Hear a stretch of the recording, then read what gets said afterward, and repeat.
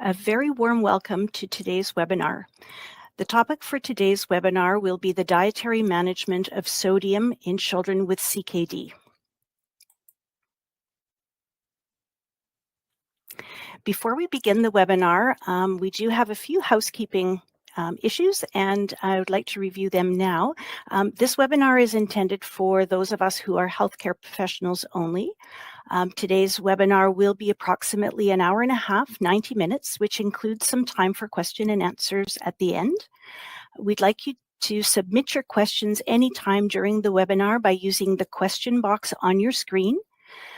Then if you require a certificate of attendance, that will be provided by email after the webinar.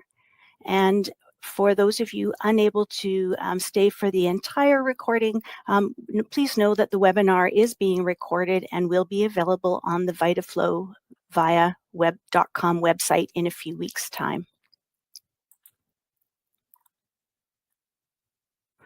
I'd like to just point out the disclaimer and advise you that the views expressed in the webinar today are those of the presenters and are not necessarily they do not represent VitaFlow's views, and that the material herein is accurate to the date of today.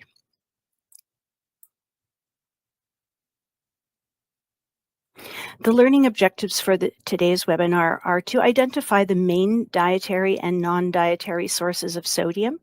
We're also going to look at determining the recommended nutrient intakes for sodium for specific patient groups. And finally, to describe dietary and non-dietary modifications and strategies to achieve optimal sodium intakes. At this time, it's my pleasure to introduce Dr. Fabio Paglialonga, a pediatric nephrologist from Milan, Italy. Dr. Paglialonga, his areas of interest include assessment of dry weight and cardiovascular status of children on hemodialysis. He's also very interested in the nutritional status of children with chronic kidney disease, as well as the management of vascular access for hemodialysis in patients and therapeutic apheresis techniques. He's a member of ESPN Council and a member of the ESPN Dialysis Working Group Board, and currently he is my co-chair on the Pediatric Renal Nutrition Task Force. Welcome, Fabio. And our second speaker today is Jose Renken-Terhart. She is a dietitian who stems from Children's Hospital in Utrecht, the Netherlands. And once again, she is a colleague who sits together with me on the Pediatric Renal Nutrition Task Force. Welcome, Jose.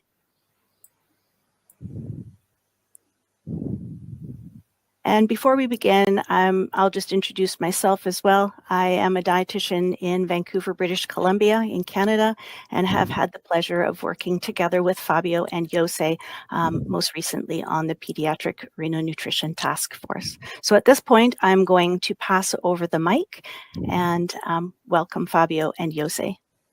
Thank you. Thank you. Good afternoon, everyone. Thank you, Noni, for the introduction, and thank you to VitaFlow for organizing this webinar. We are talking about sodium, and the reason for that is that kidney plays a major role in sodium homeostasis, as you know, and so kidney diseases can significantly impair sodium control.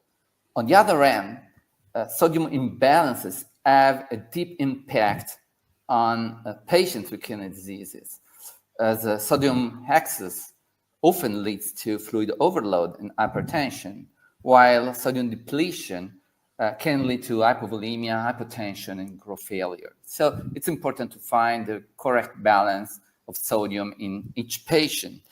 This is the background of our clinical practice recommendations. And I want to start with the new CPRs. The first step is always to define the so-called PICO questions. So to look, to decide which patient to consider, the intervention, the comparator, and the outcomes. I would like just to emphasize a couple of important points. As regards to the patients, we are considering here a larger population compared to what usually done in many previous CPRs of our group, and specifically not only the classic population of children with CKD 2.5, but basically every child, every pediatric patient below 18 years of age with kidney diseases. This is to emphasize as much as we can the importance of an early prevention, of an early attention to sodium. We just exclude those patients with acute kidney injury, primary tubulopathies, or kidney stones who might deserve some special considerations as far as sodium is concerned. The intervention is the recommended sodium intake from diet and treatment, drugs and dialysis, the comparator, the recommended intake in healthy peers, and importantly, the outcomes will be blood pressure, fluid status, and growth in infants and young children, because these are the outcomes for which we have some evidence. The second step is to define the questions. And today we'll go across these 6 main questions. First of all, I'd like to give you, to show you the key evidence points and the clinical practice points we are providing. The key evidence points are more descriptive in nature, and the clinical practice points are more actionable. I'd like to show you these points and the rationale for that, and then Jose will show you how to apply these recommendations in the clinical practice with 3 clinical cases. Looking at the questions, the first one is which are the main source of sodium in pediatrics. The second one is how to assess dietary sodium intake in children. Then which are the non-dietary factors contributing to the sodium balance. Then which are the sodium requirements for children with kidney diseases, how to reduce the sodium intake when needed, and how to increase the sodium intake in patients requiring more sodium. And now let's go step by step across these questions, starting with the first one, which are the main sources of sodium in pediatrics.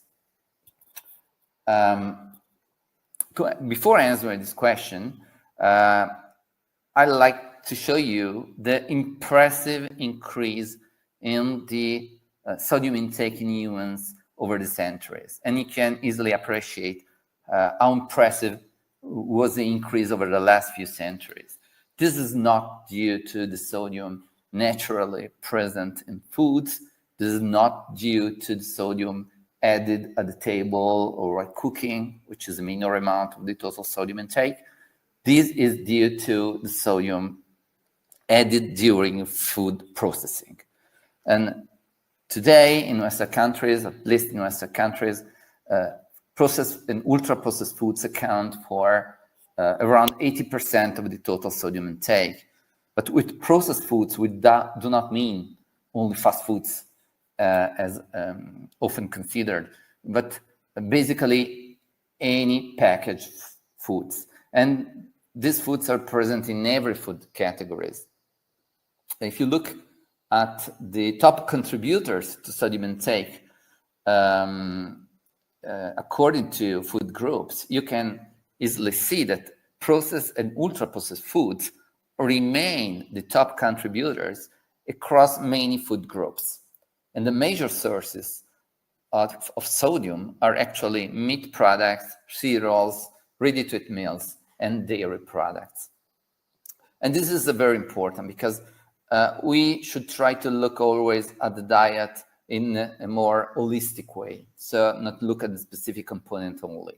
And the burden of processed foods is huge, not only for sodium, because actually processed foods mean high sugar content, high calories food, low fiber, low vitamins, not only high sodium, but particularly high potassium and high phosphate, which is particularly important for our children, and particularly for those with CKD.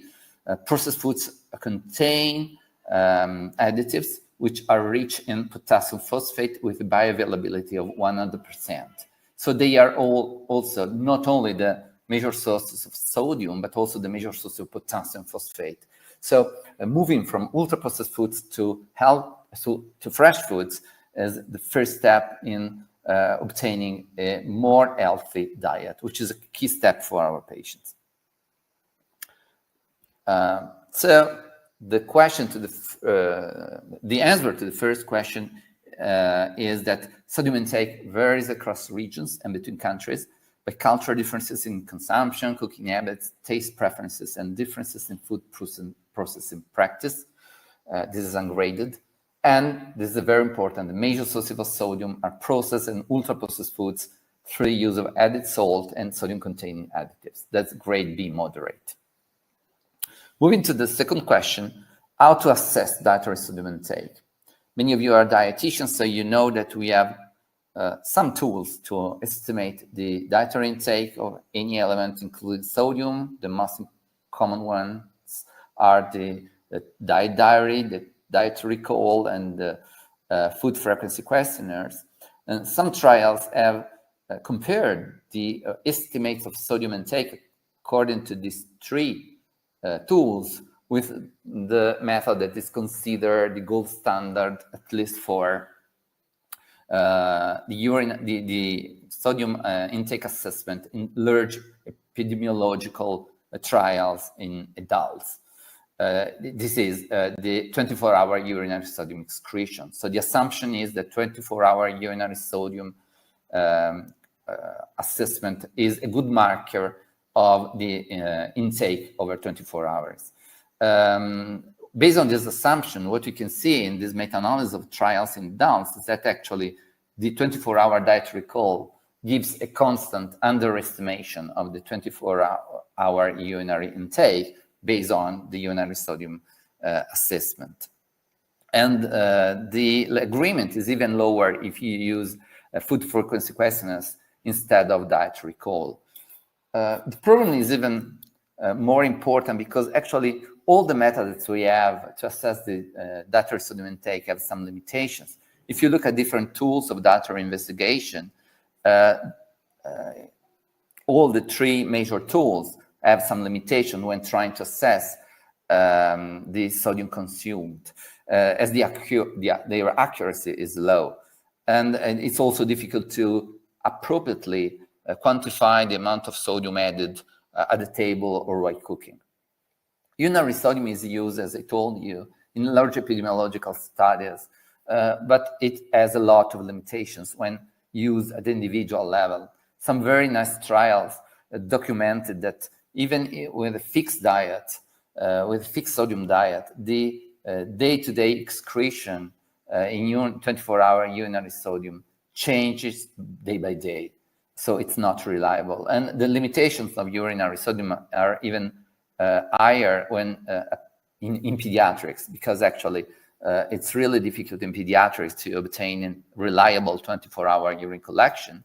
And this is even more evident in children with kidney diseases, obviously because many kidney diseases, as I told you, impact on the ability of the kidney to regulate sodium excretion. So urinary sodium is not reliable. And serum sodium as well is obviously not reliable because it is impacted more by the water content, by the fluid, more by the fluid status than by the sodium balance. So in conclusion, what we suggest is to use a dietary call or typical of a typical 24-hour period or a food frequency questionnaire just to have a rough idea of the main sources of sodium, and to use a 3-day prospective diary if we want to have a more in-depth analysis of the sodium intake. We do not recommend measuring serum sodium or urinary sodium to estimate sodium intake or sodium balance. The evidence is low, but these are important practical considerations. Let's move to the third question. What are the non-dietary factors contributing to sodium balance? To appropriately consider sodium balance, we need to look both at the interdialytic period and at the intradialytic sodium handling. And as regards the interdialytic period, you know that the three main components of sodium balance are the dietary sodium intake, the urinary sodium excretion, and the sodium intake with medications. Obviously, all these factors are to be considered to have a more accurate idea of the sodium balance of a child. And all these factors should be considered when try to modify the sodium balance. Just a few words about an often underestimated factor, so the sodium intake with medications. Many drugs contain sodium. This is true, for example, for many drugs commonly used in children with kidney diseases. And I would like to invite you to look at the impressive amount of sodium found in sodium-based potassium exchange resins, which can allow for a better control of potassium, but the expenses of high sodium content in high sodium load, actually. And please consider that also some commonly used over-the-counter medications contain sodium. So it's particularly important to educate the family and the patient to choose the right alternatives. And we recently looked at this problem, and we found that in our children on dialysis, around 30% of the patients were prescribed some sodium-containing medications, which accounted for around 40% of the total sodium intake in this group of patients. And actually, the overall sodium balance was significantly more positive in those patients receiving sodium-containing medications, just to say that this is something relevant. And this is consistent with some data coming from the adults, from adult patients, which show that if you look at adults receiving hemodialysis, those patients receiving sodium-based potassium exchange resins had higher interdialytic weight gain compared to those not receiving these drugs. So the higher the content of sodium in the drugs, the higher the fluid gain. Dialysis obviously has a strong impact on sodium balance, and this is true both for PD and HD. Sodium passes the membrane, the dialytic membrane, in both modalities according to two forces: convection, which means with the ultrafiltration, so driven by water, and diffusion, if you have a concentration gradient between plasma and dialysis fluid. This is not the topic today, but just to give you an idea of the importance of dialysis, I would like to show you that we have recently performed this randomized crossover study involving 15 children, young adults on hemodialysis who were randomized to a dialysis sodium of 138 or 135 millimoles per liter for 6 weeks. In this very short period, what we obtained with a low dialysis sodium was a significant reduction of interdialytic weight gain. Again, the lower the sodium load, the lower the thirst and the fluid gain in these patients. But this is just to show you that we can change the dialysis prescription in order to improve the sodium balance. So the answer to this third question is that, first of all, medication can be a significant source of sodium. Dialysis can lead to gain or loss of sodium depending on the individual's sodium balance and the dialysis prescription. And urinary sodium should be considered. So salt wasting kidney diseases and extra renal losses might lead to sodium depletion in infants and young children. The evidence for the last two evidence points is grade C moderate. An important question is, what is the sodium requirement for children with kidney diseases? To answer this question, we need to split the population of children with kidney diseases in three major groups. So the general pediatric population with kidney diseases, those patients at higher risk of sodium overload and high blood pressure who might benefit more from a reduction in sodium intake. And third, those patients needing more sodium to compensate for increased losses. Let's start with the first point, so the general pediatric population with the standard risk. What we suggested is to individualize the prescription according to a variety of clinical parameters, obviously. The important point is that we need to start from the recommendations for healthy peers, which are basically consisting in two reference standards. The first one is the adequate intake, which is defined basically for the estimated sodium intake sufficient for healthy individuals who do not have the possibility to produce a reference intake based on balance for the sodium. The second standard is the chronic disease risk reduction, which is something like an upper limit.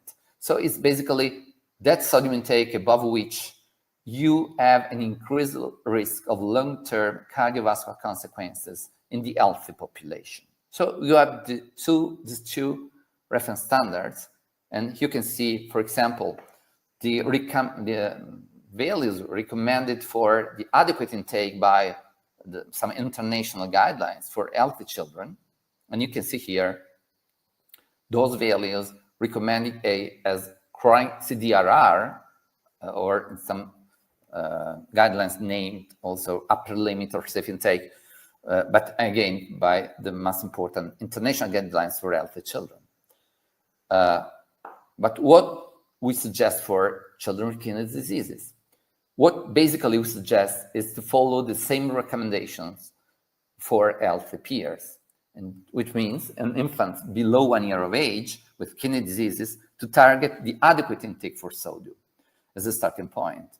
This is basically derived from the sodium content of breast milk. The evidence is low, but and you can see here the suggested values. In children above 1 year of age, what we suggest again is to target the same sodium intake as their healthy peers. So a sodium intake not exceeding the chronic disease risk reduction that are shown here in this table. It might sound strange to prescribe the same sodium intake in healthy patients, in healthy individuals, and in children with kidney diseases, which are by definition at increased risk of cardiovascular long-term consequences. This might be true, but you might need to take into account that going far below these values is not feasible in the context of a well-balanced diet, which is really important to follow. So it's really difficult to go far below the CDRR. And the other important point is that in the real life, these values correspond to a significant reduction compared to the current actual intakes in children, even in the case of kidney disease. So for the vast majority of children with kidney diseases, these recommendations means to try to reduce the sodium intake. But how to obtain this goal, how to reduce the sodium intake when needed? This is not easy. And this is not very easy, particularly for children with CKD, because many patients with CKD lose their ability to have an aversive reaction when exposed to high sodium concentrations. And you can see here the results of this trial, which enrolled 125 healthy adults and 70 patients with CKD who were tested by some sodium chloride impregnated strips for their ability to recognize different sodium chloride concentrations and to have an aversive reaction when exposed to high sodium chloride concentrations. And you can see that differently from the healthy individuals, around 80% of those with CKD had a complete loss of any aversive reaction when exposed to a sodium chloride concentration of 20%, which is honestly really disgusting. So this is a problem when trying to reduce the sodium intake. So how to proceed? In our clinical practice recommendations, what we would like to emphasize is the importance of start early with a sodium control attitude. This is with early we mean early in the course of kidney disease, but also early in life. This is because the taste preference for sodium is not genetically determined, but they can change over time. If you are used to consume a high sodium diet, you will perceive foods with low sodium as bad. On the other side, if you will have for some months a diet based on low sodium foods, you will perceive then high sodium foods as not palatable. This is really important. This is how to proceed. It's important to educate the child, but in the family as well, to reduce the sodium intake very early. Another step, another important step, is to reduce the sodium intake coming from non-dietary sources, as I told you before, including medications, and to act on the dialysis prescription in order to reduce the sodium burden of these patients. And then if you want to look at the diet, the first step is always to reduce the consumption of processed and ultra-processed foods and to encourage low sodium and processed foods. The evidence is grade C moderate here, but the practical implications are huge. The second step is to select lower sodium alternatives when foods are processed or ultra-processed, again, grade C moderate. And another important issue is to avoid salt substitutes in children with impaired kidney function. The evidence here is higher, grade B. Salt substitutes are basically salt based not on sodium chloride, but on potassium. The reason why we decided to discourage the use of these products is basically that we do not have any evidence in children that these salt substitutes work. The only trial published in pediatrics didn't show any effect on blood pressure of the use of salt substitutes. But more importantly, we have some concerns about the risk of hyperkalemia in patients with CKD, because these salt substitutes are basically based on potassium. So there is a risk of hyperkalemia that should be considered. And now I would like to ask Josette to show you how to use the recommendations and clinical practice with a clinical case. Thank you, Josette. Thank you, Fabio. Before I start with my first case study, I like to explain something about sodium and salt calculation. In some countries, milligram sodium is used on the package of prepared food. In other countries, gram salt is used on the package.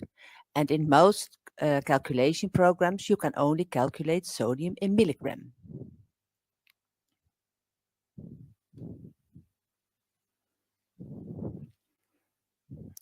I try to come to the next slides. Yeah.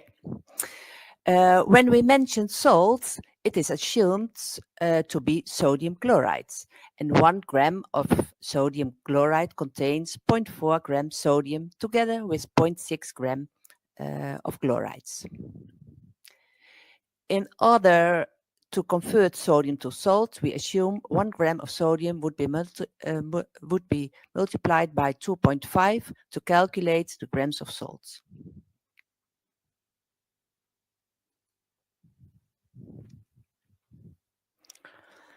And likewise, when we calculate from salt to sodium, 1 gram salt is 0.4 grams sodium. And in the recommendations of the task force, they are per age group and listed in the table as both sodium and salts. In the remainder of my presentation, I will refer to milligram of sodium, but grams of salt is also included in the slides for your reference. The first case is a child with a single kidney. We know him from birth. With the start of weaning, we have to give parents advice to have extra care for the single kidney. Enough fluid, avoid overload in protein, but enough for growth, and low sodium intake from early childhood. With low sodium intake from early childhood, we avoid developing a taste preference for high sodium foods, so as Fabio told us. And for a good therapy adherence, it is preferable the whole family has a low sodium intake.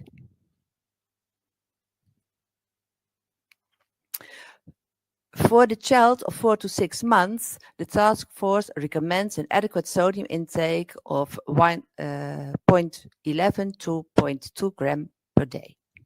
At this age, sodium intake comes from breast milk or infant milk. 20 to 22 milligrams sodium per 100 ml. And when the child begins weaning and taking solids, even if the child is taking only pure vegetables and fruits, the total sodium intake increases but limited, and only impacted by the small amount of natural sodium in vegetables and fruits. For the child at the age of 6 to 8 months, the advice is to expand the solids by eating bread and by adding potatoes, legumes, rice or pasta, and margarine and oil to the vegetables. With bread, an ultra-processed product relatively high in salt is added. Bread is a very normal food item and a part of the menu of many people in many different countries. We advise to introduce normal bread so the child is able to eat together with the family. Ideally, the manufacturer of bread products reduce the amount of salt in the bread because for everyone, a lower sodium intake is healthier. And it may be useful to check the labels of bread in the supermarket to choose the bread with the less salt. It is important to introduce bread to the young child in order to practice chewing. Later on in the webinar, I will speak more about ultra-processed food and bread. Legumes, rice, pasta, and oil are naturally low in sodium. And for margarine, we recommend a butter or margarine without added salt. And with a half slice of bread, the menu contains about 250 milligrams sodium. And this is within the recommended amount of a daily sodium intake. At the age of 10 months, there will likely be more foods added over and above breastfeeding or follow-on milk. For instance, porridge at breakfast, a whole slice of bread at lunch, a rice cake at snack time, and then meat, fish, chicken, or another meat substitute with dinner. And when a child is not consuming food items with added sodium, the sodium intake remains within the recommendation. Some practice points I would like to highlight. For instance, the bread, the amount of bread, because bread is a relatively high in sodium. And a good alternative for bread is porridge at this age. The sandwich toppings, peanut butter, for instance, the peanut butter 100% without adding salt and sugar is a good choice, low in salt, or fruit, or avocado spread. Important is to take healthy snacks without salt, for instance, the rice cake without salt. And also the meat or chicken or fish that's used. The advice is to prepare it at home from scratch and do not use seasoned or breaded products. It is important to educate parents reading labels. In some countries, labels report sodium, while in others, it is salt that is listed on the labels. I will provide more information about reading labels later in my presentation.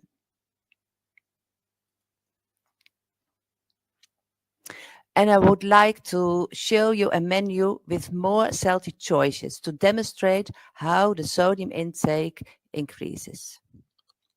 When the child at the age of 10 months eats 2 slices of bread a day with normal peanut butter and 1 time cheese spread, for instance, a normal biscuit, a fish finger, the amount of dietary sodium is much higher than the adequate intake. You can see the amount.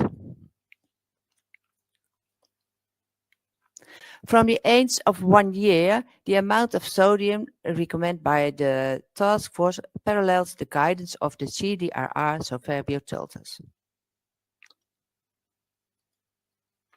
In this slide, you will see a menu that includes 3 slices of bread, normal milk, and a snack low in salt, and a dinner without added salt. And the sodium intake falls below the CDRR.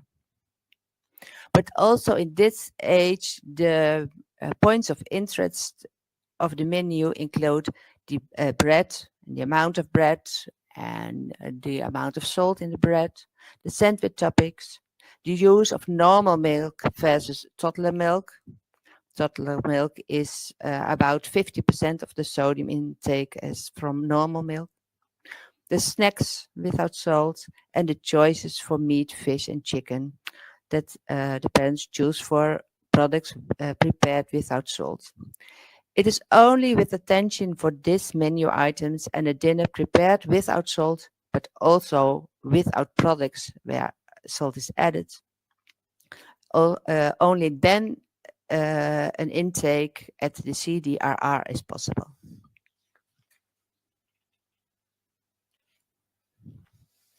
And because not all the children are referred to a dietitian early in the kidney journey, it is important that doctors are able to advise parents and caregivers during early years when children are still expanding their food choices. In parallel with the CPR, the task force planned to develop healthcare provider and patient resources, a guide with pictures is in progress for instruction how to reduce the salt intake in babies and toddlers. And it will be a guide for parents, but also for the doctors. Fabio, to you. Thank you. Thank you, Jose. Now let's move to the second group of patients. So those who are traditionally considered at higher risk of sodium overload and who might benefit more from a reduction in sodium intake. And there are different subgroups in this population. And the first one is those with hypertension, obviously. We have many data in healthy children, well summarized in this meta-analysis, that clearly demonstrated that the lower the sodium intake, the lower the blood pressure in the healthy population. This is particularly even more true in patients with CKD. And we have here summarized in this meta-analysis many randomized controlled trials which demonstrated that if you reduce the sodium intake in patients with CKD, you will obtain a significant reduction in blood pressure. And CKD is a sodium-sensitive condition. This means that if you reduce blood sodium intake, you will obtain a better improvement compared to the healthy population. So basically, sodium restriction should be the first-line strategy to counteract hypertension, particularly in the context of CKD. But the effect on blood pressure is not only important in truly hypertensive patients. Please look at this trial. This is the ESCAPE trial, an important randomized controlled trial published almost 15 years ago, which involved around 400 children with CKD with the GFR between 50 and 80, all receiving angiotensin-converting enzyme inhibitors, which compared two different BP control strategies. A control strategy, a conventional control strategy with a BP target between the 50th and the 95th percentile, and an intensified control strategy with the BP target below the 50th percentile. And you can see from the picture that the primary endpoint, that was a reduction by 50% in glomerular filtration rate, was obtained significantly less often in those patients randomized to the intensified control. This means that in children with CKD, you need to target the BP level below the median level in order to slow the progression of CKD. So again, this is not a trial specifically focused on sodium, obviously, but it does make sense to consider sodium restriction as an important strategy to reach the goal of obtaining an intensified blood pressure control, even if the patient is not hypertensive at the beginning.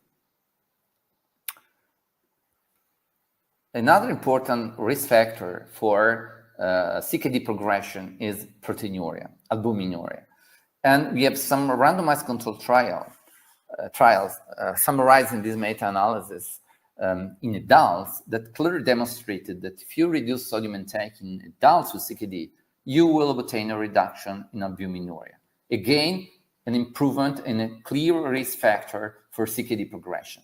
So it does make sense, actually, to reduce sodium intake to protect the kidney from a faster progression of CKD. This is particularly true for patients receiving renin-angiotensin system inhibitors. So, as you can see here, this is a schematic review of 11 randomized controlled trials. If you compare the effect of sodium restriction on proteinuria in patients receiving or not receiving RAS blocking therapy, you can see that the effect is much more evident in those receiving these medications. So this means that there is a synergistic effect between angiotensin converting enzyme inhibitors or renin-angiotensin receptor antagonists and sodium restriction, because basically the mechanisms of action of these two strategies are synergistic.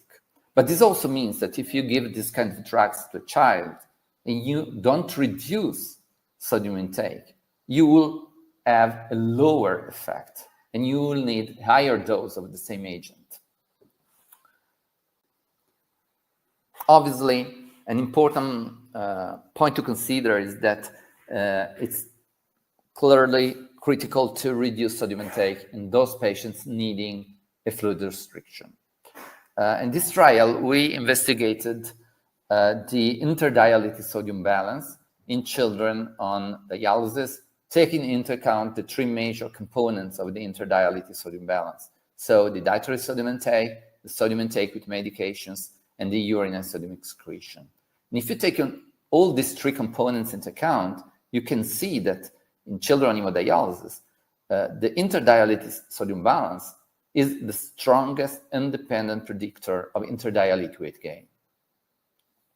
And this is really important because the interdialytic weight gain in the same population is strongly correlated with the left ventricular mass index.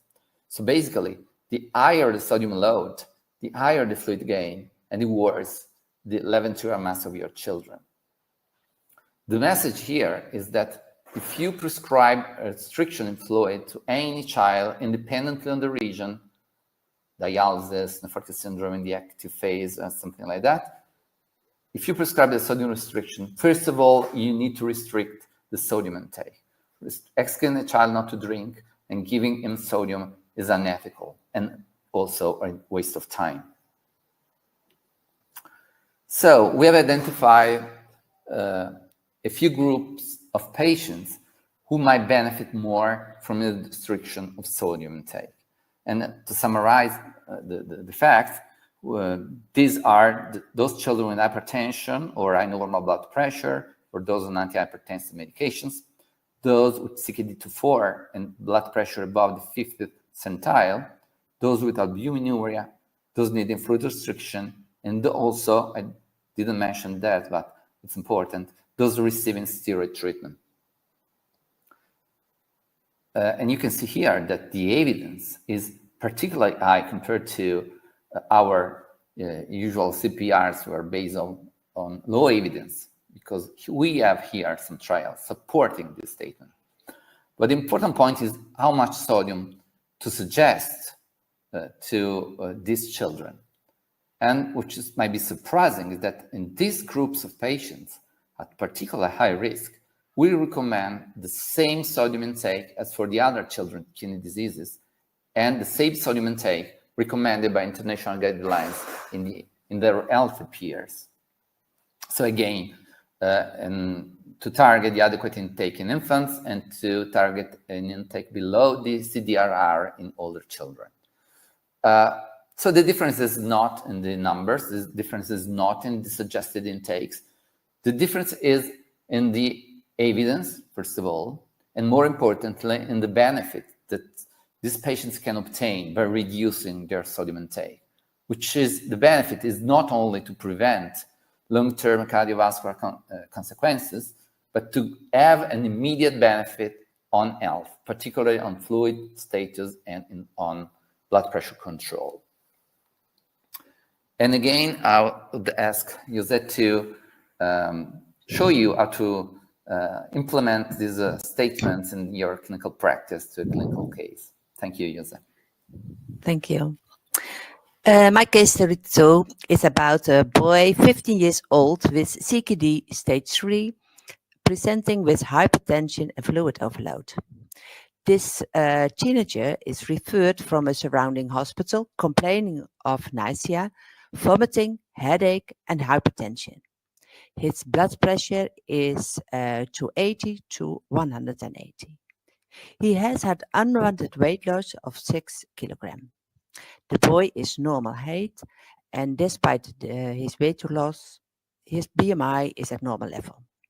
He is admitted to our ICU with treatment started to slowly reduce the high blood pressure. Part of the treatment is an ACE inhibitor. A diet with limited sodium is prescribed for this teenage boy.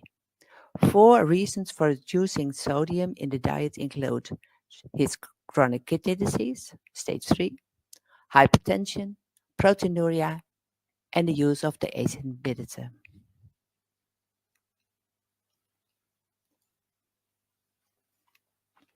A diet recall is used to identify the main dietary sources of sodium.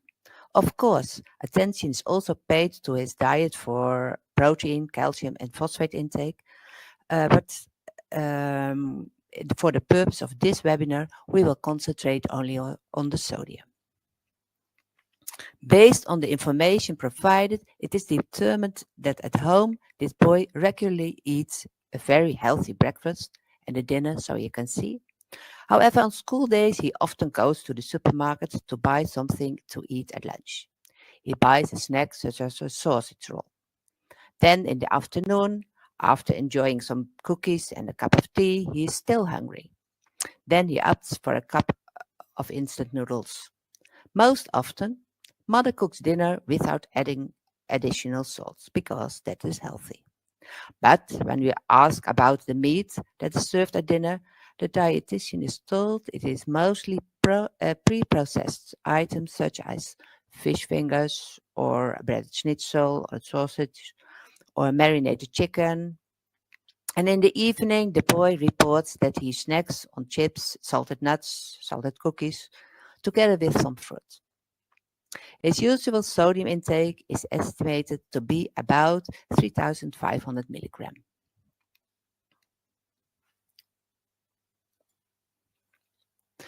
When further assessing his intake, the ultra-processed food sources of sodium are shown highlighted in yellow. The snacks as sausage roll, cookies, noodles, and chips. The processed meat products as cold cuts and fish fingers are highlighted in red.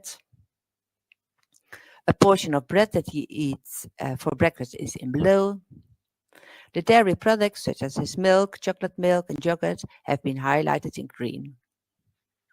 And vegetables and potatoes shown in dark blue and fats in gray. When we look at the different sources, we see that the snacks deliver the most sodium intake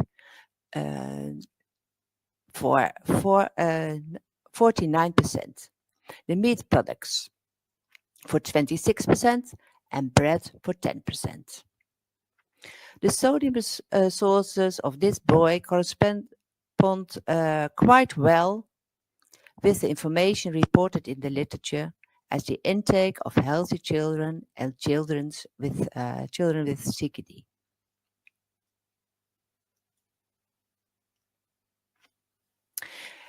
And I would like to show you the sodium intake divided in the NOVA classification of Grimarco.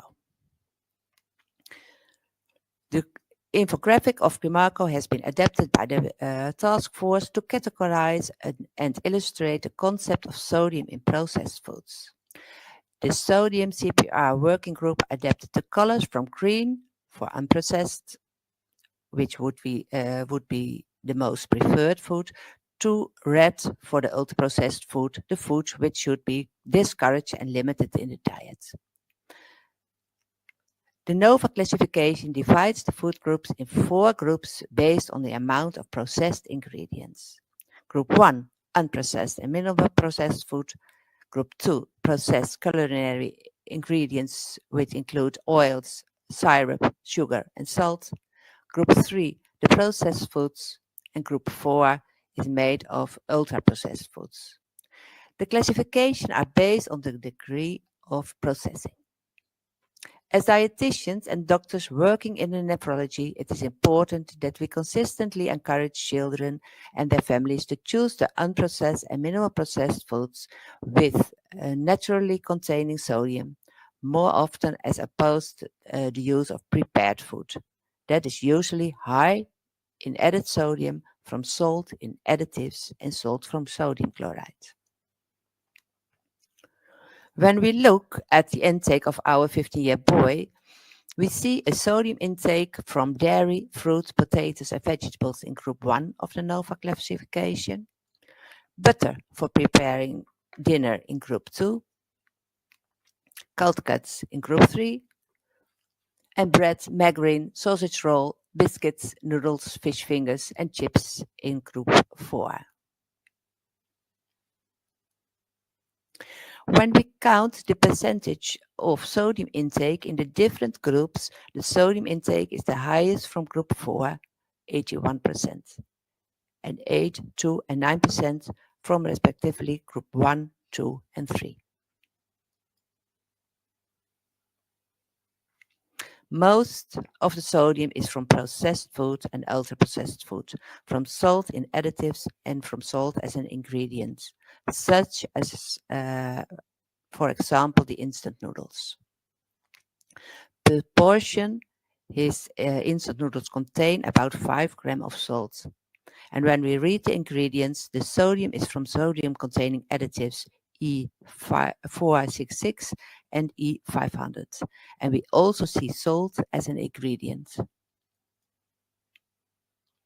There are a number of sodium-containing additives, as you can see in this table. It is not mandatory in all countries to include additives in the ingredient list. In countries where it is mandatory to include the additives, manufacturers may choose to label with the whole name or the E number.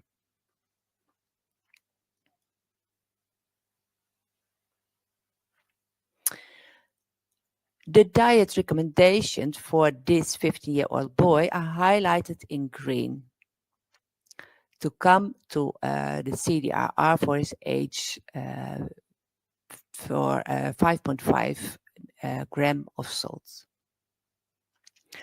We advise margarine without salt, choose sandwich toppings with less salt as jam, peanut butter with added salt, cheese and cold cuts with less salt, snacks without salt, for instance the unsalted nuts and sweet popcorn, to prepare dinner without salt and with products without added salt, with attention for meat, fish and chicken without salt. With these modifications to his food choices, the amount of sodium is reduced to 2,100 milligram, a level that falls within the range of the CDRR. Strict adherence to a diet limited in salt is justified in a view of his hypertension, proteinuria, and impaired kidney function with a CKD stage 3. When we look at the sources of sodium in this advice, the highest intake is from bread. The next source is the naturally sodium in meat, fish, chicken, and egg. And the third is dairy. Then you have intake from cookies and from cheese and cold cuts low in salt.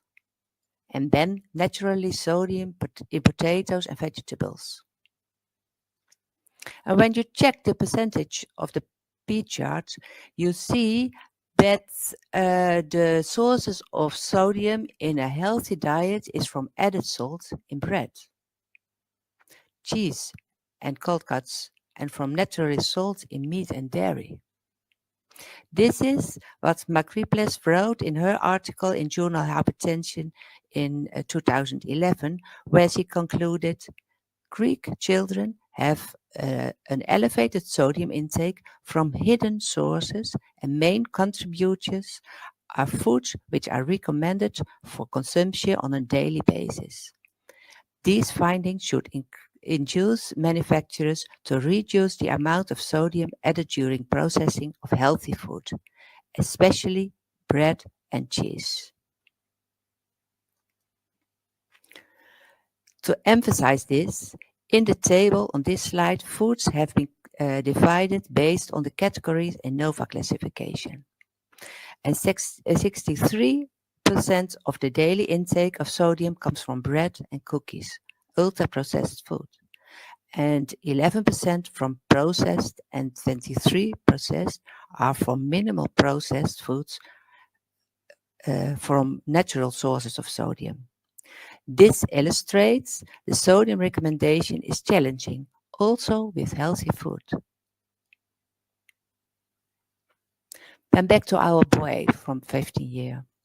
1 month later, with medication and diet adapted in salt, protein, and phosphate, his blood pressure is more under control. Also, his bicarbonate.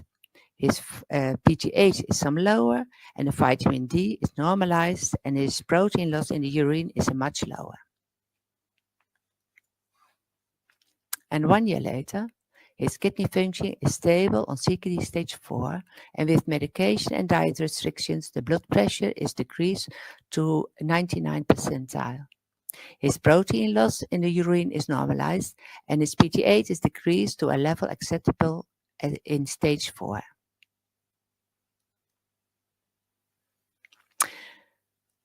The task force included an extra statement about sodium, salt, and energy requirements. Children who need a high energy requirement are likely to have a higher sodium consumption, even when high sodium foods are limited.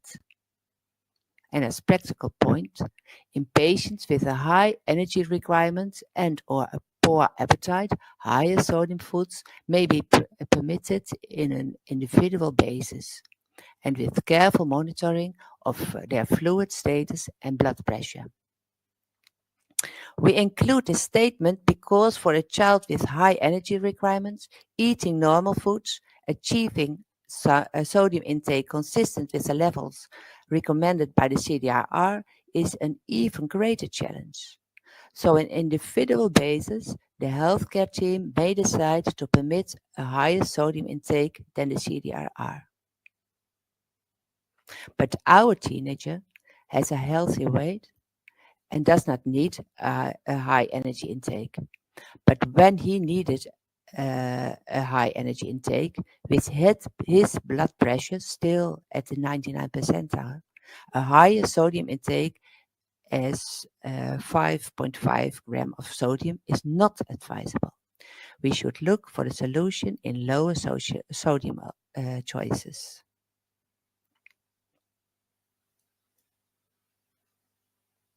And how to reduce salt intake.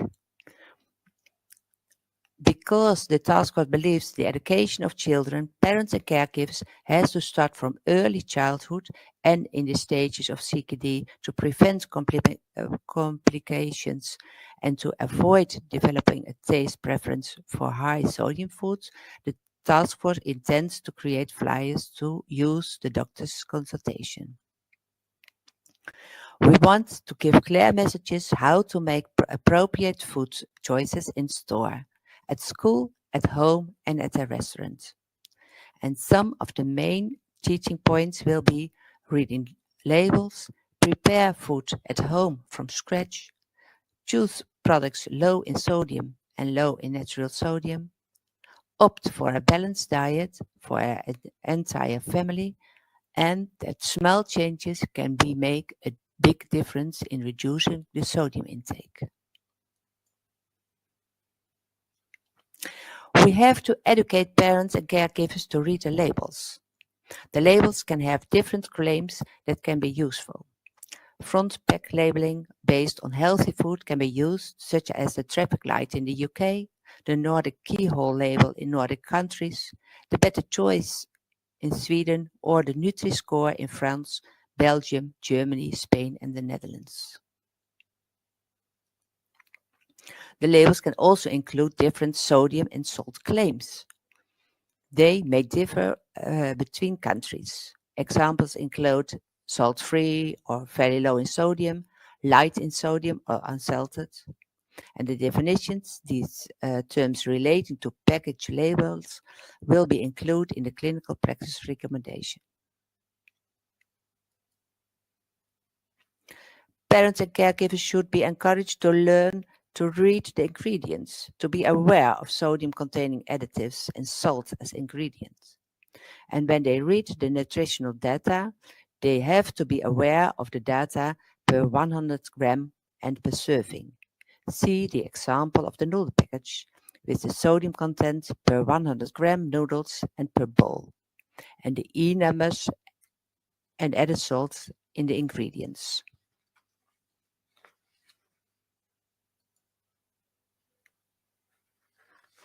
Fabio, for you. Thanks again, Jose. And now to conclude, a few words about the last group, which is completely different as it includes those patients needing more sodium to compensate for the increased losses. This group includes, obviously, patients who have extra-renal losses, for example, cystic fibrosis patients or those with gastrointestinal ostomies, but also some patients with kidney salt wasting. This is, for example, true for patients with kidney dysplasia or patients with tubular interstitial disorder, kidney disorders. And an important sign that could be considered as a sign of sodium depletion in this group of patients is stunted growth. If you look at this trial, this is a report on 24 infants with polyuric CKD below 1 year of age who were receiving a high volume sodium supplemented enteral formula. And they were compared with 12 literature controls and 48 controls taken from the US RDS registry. The message of this complicated table is basically that the controls who were receiving sodium and water basically obtained a significantly better growth over a 2-year period compared to the controls. So the important message behind this study is that please, among the possible causes of growth failure in the context of CKD, please consider sodium depletion and treat it, because if you give sodium to a sodium wasting patient, obviously growth can significantly improve. Another important group of patients is involves infants receiving peritoneal dialysis. You know that hypotension is not so uncommon in this population, and it might be so severe to escape the CNS autoregulatory blood flow and to lead to some serious consequences. For example, anterior ischemic optic neuropathy, which means blindness. It's not so exceptional in this group of patients. And the major risk factors for hypotension in this population, obviously, there are many risk factors for this condition, including bilateral nephrectomy, polyuria, but the major risk factors are sodium wasting, as I told you, but also the huge losses of sodium in the PD fluid. Please take into account that in infants, the ultrafiltration volume might be disproportionate to the body size. And so with water, we will remove sodium. And it might be difficult to compensate for the losses by the oral route alone. So just to summarize, the major groups of patients needing more sodium, we think that it's important to consider to increase sodium intake in children, obviously, with extrarenal sodium losses, strong evidence, obviously, no trials needed here. This means grade X, not trials needed here to demonstrate this point. Obviously, in children with hypotension or symptomatic hypovolemia, again, grade X strong, no trials needed. Infants and toddlers with growth failure resulting from sodium wasting, grade C, weak. Unfortunately, the literature is very poor here. And children with peritoneal dialysis who have large loss of sodium in the dialysate, again, grade C, weak. And again, it's up to how to achieve here increased sodium intake. What we suggest is basically a stepwise approach. So again, first of all, to adapt the dialysis prescription in order to adjust the losses and to the needs of the child, even if we have no trial about that, grade D, weak. To increase down the dietary sodium intake, but always trying to maintain a varied and well-balanced diet, grade D, weak. And third, give sodium supplements, which are often needed in this population, to be honest. Grade D, weak as well. And now it's up to you, Josef, for the last clinical case. My third case, in my third case, I would like to present a boy with sodium wasting. This boy was born at term. His birth weight is about 4,200 grams, and he has obstructive uropathy and renal failure. Bilateral nephrostomies were placed. There is lots of bicarbonate, sodium, and protein in the urine. His intake is made up of expressed breast milk by bottle, which is topped up by tube. The clinical challenge for this infant is achieving optimal growth. And to promote growth, energy and protein are important, but so is sodium intake.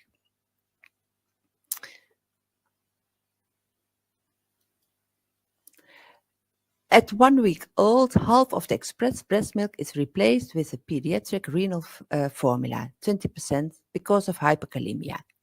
For 20% formula, 20 gram powder is used for 100 ml.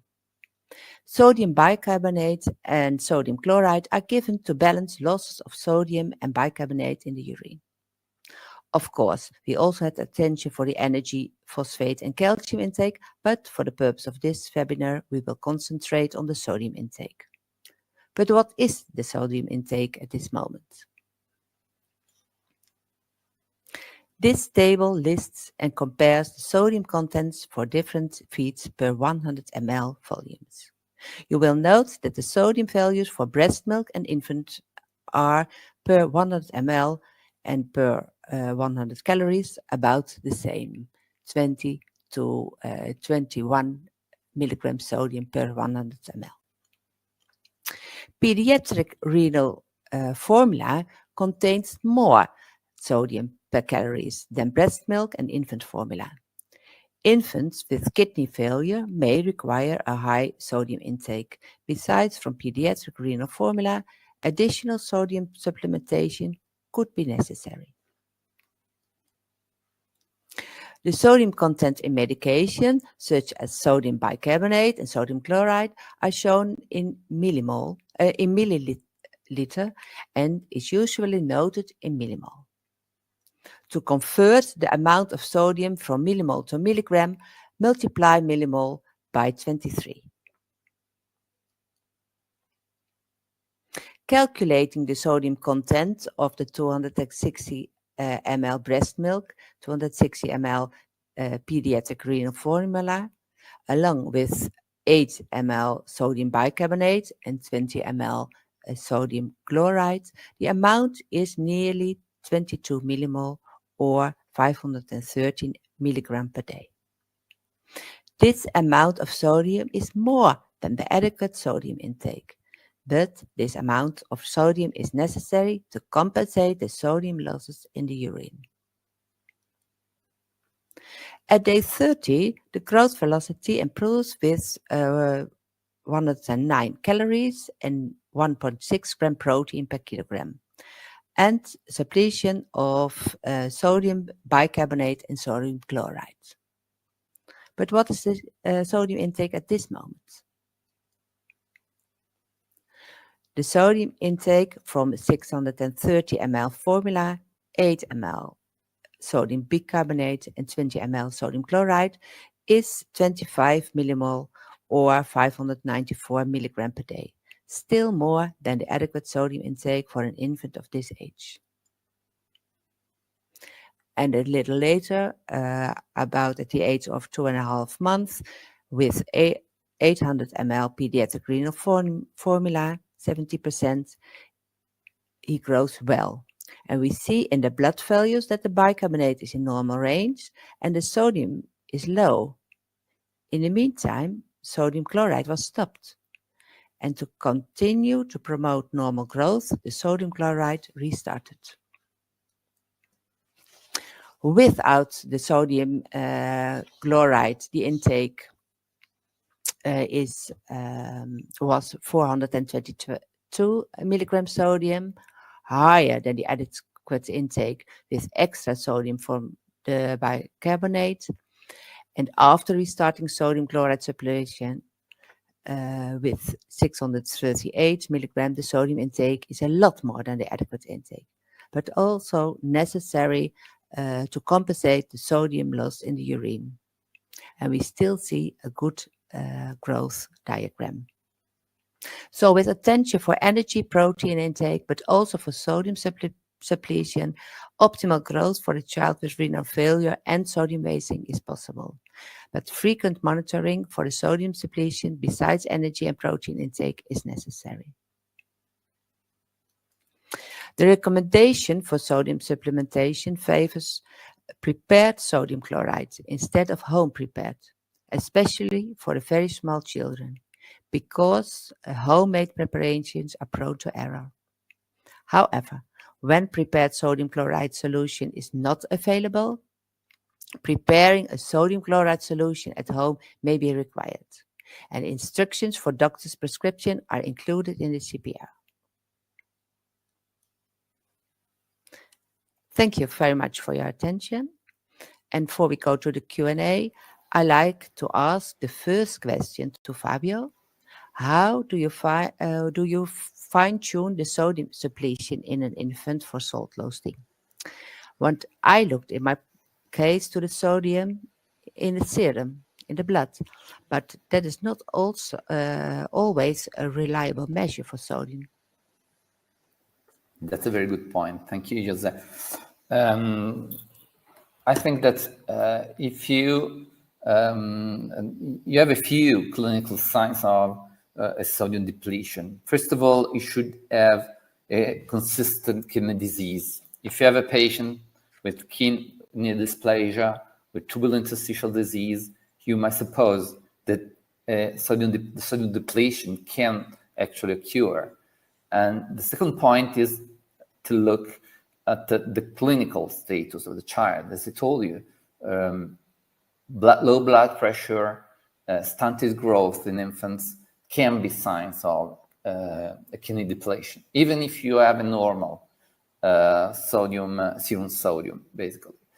But obviously, the third point is biochemistry. A low serum sodium can obviously tell you that the patient is needing more sodium. It's often a problem of volume, but in the context of CKD and end-stage kidney failure. But if you have a patient with kidney dysplasia or polyuria, and you find a low blood level of sodium, this probably means that the child is actually losing sodium in the urine. And then you can also assess the urine sodium excretion and to confirm. But I think that the clinical picture should consist in more elements here, because it's not easy to attribute the clinical evidence, so stunted growth, to sodium wasting. And in this case, you need to give more sodium. As if the patient is an infant, usually the only a reliable strategy is to give him a sodium supplementation in form of usually of sodium chloride if acidosis is not present and you do not need sodium bicarbonate. But this is the stepwise approach that we follow usually in our patients. Thank you. Thank you. Thank you both very much for your presentations and the outline of the upcoming sodium CPR with the clinical explanations included. Fabio, we have a question that I believe is relatively similar to the one that you have just answered, and I'll read it out to you. We haven't actually talked too much about transplant patients, but this particular question does speak to, for a post-renal transplant, usually nephrologists prescribe sodium chloride supplements and ask children to have salty food and add salt to food due to low sodium blood levels. Any recommendations? A good point. To be honest, this is not actually our experience, at least in the vast majority of transplant recipients, with the exception maybe of the first few days after kidney transplantation. Obviously, it might occur that the patient after transplant might have maybe a tubular disorder that can cause an increased urinary sodium excretion. And obviously, in this case, it's correct to give in more sodium. I would suggest to pay attention how to change the diet in order to give more sodium and to keep an healthy diet in any case, because again, I would strongly suggest to look at the diet in a more realistic way. And obviously, as I told you before in our statements, the next step is to give him a sodium supplementation. To be honest, the vast majority of our post-transplant patients have the opposite problem. The common thinking, and it's understandable, is that after kidney transplantation, diet should be totally free, particularly in those patients who had severe restrictions in the diet before transplantation, in the dialysis period or during kidney failure period. This is not totally true, because actually these patients are, in any case, patients at high cardiovascular risk in the long term, because they have a history of kidney failure, because they are a single kidney patient in any cases. Often they have a not completely normal kidney function. They may be hypertensive. So passing the message that the diet after kidney transplantation should be totally free is probably not completely correct. So it's obviously often more free compared to the pre-transplant period, but specifically concerning sodium, I would suggest to, in any case, follow an healthy diet, not to allow the patient to eat absolutely anything he wants. Otherwise, it can have some troubles in the future. That's the message. Yes, thank you. I think that's probably consistent with much of what we do in nephrology, is that we things change, and things change regularly, and it's one of those situations that some routine follow-up and is required. So I'm going to ask the next question, and this one is with reference to your study related to interdialytic weight gain.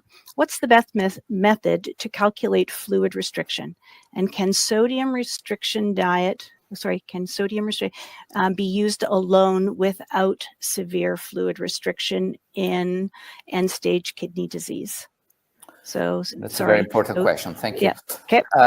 Actually, our target is an interdialytic weight gain in patients on hemodialysis lower than 4% of body weight, because what we have observed is that keeping an interdialytic weight gain below this threshold can actually be associated with a significant reduction in the left ventricular mass index. This is the first benefit. The other advantage of obtaining a low interdialytic weight gain is that you need a lower ultrafiltration rate. And this means a significant reduction in the risk of intradialytic organ hypoperfusion that could involve the brain, the myocardium, the kidneys, the liver, any organ. So during hemodialysis, you have stress to many organs induced by hypoperfusion, even if the organs even if you have no symptoms. So to avoid both the risk of excessive fluid overload and the risk of having the need to prescribe high ultrafiltration rates, you need to reduce the interdialytic weight gain below 4% of body weight. In patients with oliguria, this can obtain just recommending and teaching the child and the family how to reduce both fluid and sodium. As I told you before, prescribing a low fluid diet without limiting sodium, or better, without teaching the child actually in the real life how to reduce the sodium load, is unuseful, because it's totally impossible. It's only stressful for the child. If you eat high sodium food, any one of you need water. This is just to keep osmolarity in the plasma in the normal range. It's physiologic. So it's important to restrict sodium and acting on the 3 components I told you before in the interdialytic period. So not only the diet. Diet is important, but it's not everything. You need to look at the drugs, changing the high sodium content drugs with some alternatives. For example, for potassium exchange resins, we have now calcium-based potassium exchange resins that can be prescribed. And they can result in a reduction in interdialytic weight gain even alone, and obviously cannot act on dialysis prescription. So if the question is how to work the interdialytic weight gain, this is what we try to do in the clinical practice. Fabio, I have a follow-up to the original question about post-transplant, and the comment here is post-renal transplant usually have low sodium levels and have to drink large amounts of water. Recommending water not low in sodium may help to increase sodium level.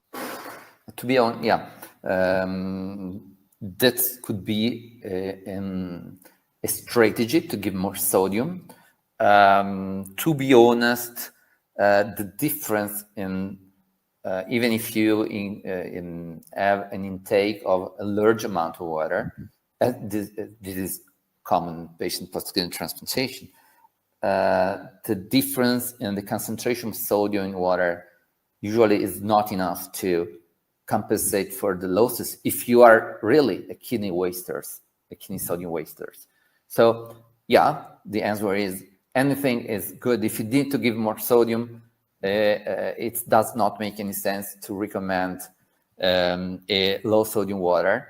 And it's true, and I agree with that. To be honest, I'm doubtful that this could be enough in the context of a true sodium wasting in the urine. Jose, I'd like to move to a diet question. I know that we have audience here that are both from the European countries. Looks like we may have beyond that, as well as those that are tuning in from the US. You mentioned about labels and for teaching patients and families about label reading. My question to you is, here in North America, we typically will see milligrams of sodium listed on a label.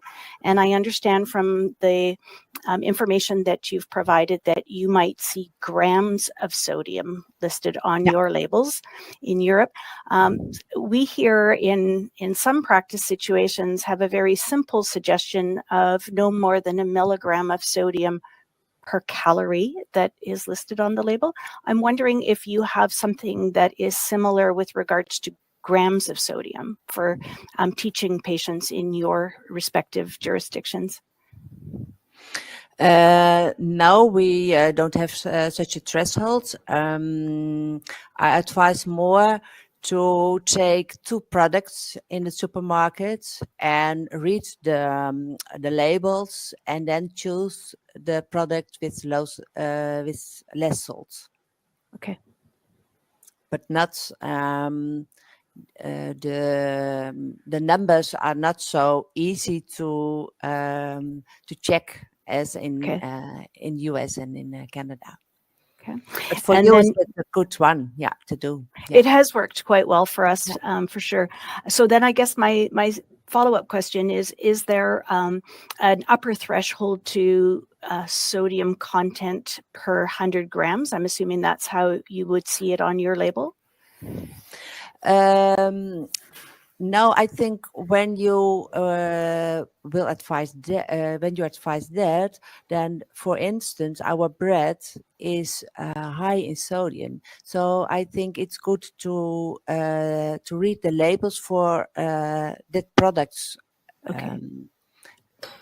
And So is per food category. the food per se? category. Yeah.